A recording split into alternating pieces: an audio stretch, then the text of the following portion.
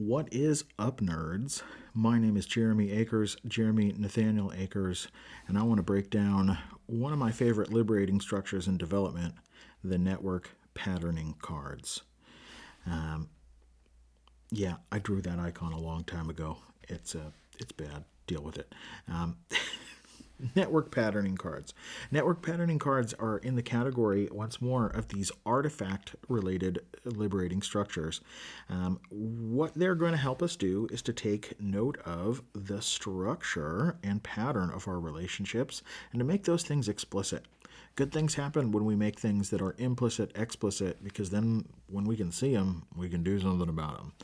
And we're going to use the network patterning cards to do this specifically because the topology matters. The structure of the network, or the structure and patterns of our relationships, has just as much influence over the outcomes as what we're doing. Probably more so if you listen to nerds like Kent Beck and me. I think how we do this relational coordination thing is essential. So what we're going to do with the network patterning cards is we're going to set the stage. We're going to show these nerds the network patterning cards. I'm going to show them to you in just a second. But first, let's get through the pattern of this conversation.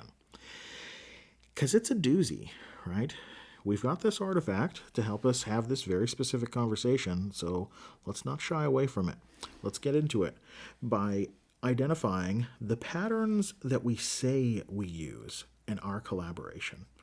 Go through the patterns and identify which ones we say we use the most. But then, what's the pattern we actually use? Yeah. What is it? How are we actually organizing ourselves? And, what's the pattern that we should actually use? Is it the one we say we use? Or is there a better way that we could be coordinating, considering where we actually are, taking that reality into consideration? This is one of those silent reflections all together type things. And of course, we are looking for very personal opinions. We're not looking for the consensus. We're just say what you think it is, for crying out loud. And then, we're gonna get it out there on the table. We're gonna go through our good old fashioned, drink in our two-step. We're gonna do what, so what, now what, comparing and contrasting our observations about those three observations. Our observations about those observations, yeah, we're getting metacognitive up in this beast. And, just go through your what, so what, now what, in relatively tight time boxes, and, take note of what you guys see, hear, and notice, what the spread of opinions are, similarities and differences, what's salient and stands out, what's the significance of those observations, what does the impact have on how things happen, why do they matter? And, what in God's name are you going to do about them now that you've put it out there and, you've revealed the hypocrisy that is inherent in, every adventure. And, especially when we get into this all space, depending on the size of your group, what does everyone need to hear? Can we really foreground the high value parts of the conversation rather than do an entire debrief of everything everybody said, for crying out loud? Now, the network patterning cards themselves. If you're familiar with nodes and graphs, then great. You know how this works. If you're not, well, let me hip you up. So we've got different colors in these nodes, and they identify a unique or different role or condition. We've got some spacing, and you can think about that spacing as it relates to coordination.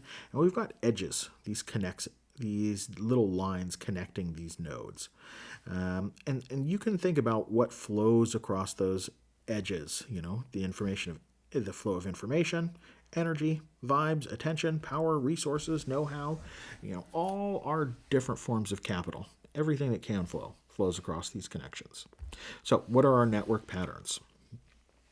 Now, again, I just want to point out that it is this artifact, these cards with these network patterns that organizes this conversation and enables this what is normally very vague and abstract, quite a squishy concept, to become very tangible, right, through this act of visualization.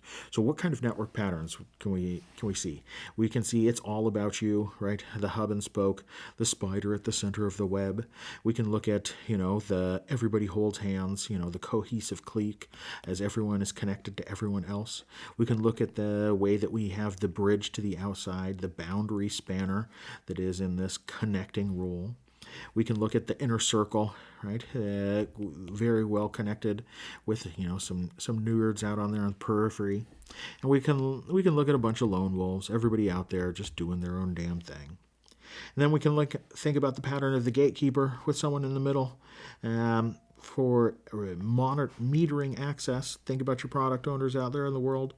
And we can think about how birds of a feather, different teams, different functions, different roles tend to pattern up and squat up.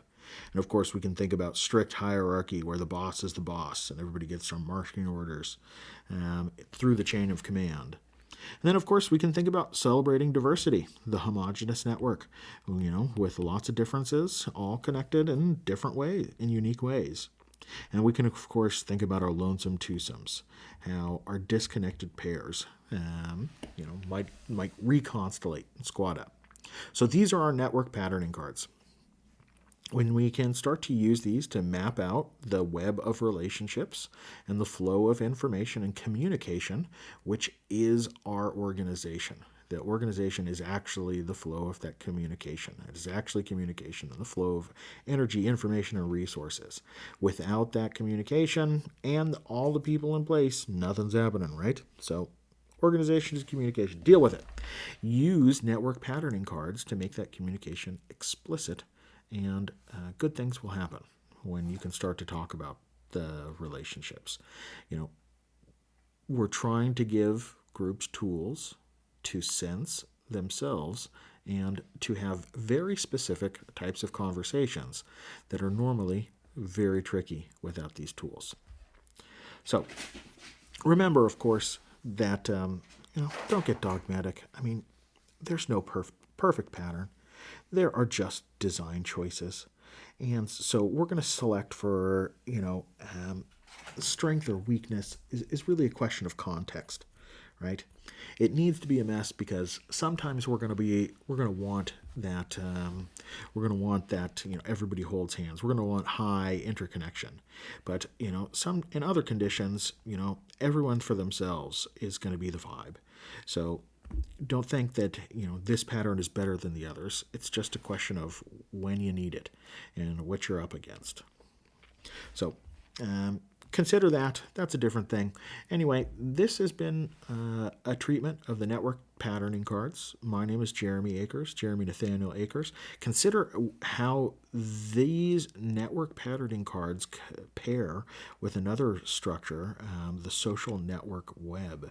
Think about how you can use these network patterning cards to augment your social network web and to organize it and to use the power of the structures and the patterns. Anyway, my name's Jeremy Nathaniel Akers. I want to thank you for your time, attention, and energy. And I want you to go out there and to coordinate a better world.